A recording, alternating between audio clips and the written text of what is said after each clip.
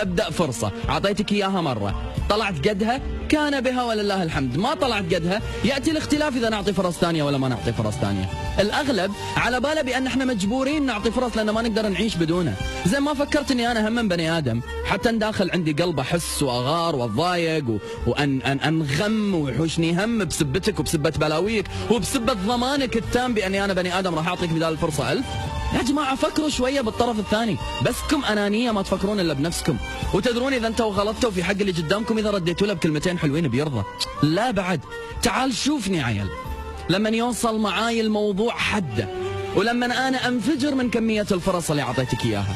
فرص تذكر وفرص بيني وبين نفسي تحاسبت معاك عليها. فرص جيت وقلت لك ترى هذه فرصة جديدة أعطيك إياها، وفرص أنا قاعد أخلق لك إياها بيني وبين نفسي بأعذار واهية، ولو أني أنا كنت ما أصدقها بس أغصب نفسي أصدقها علشان ما أظلمك. إلين ما هذا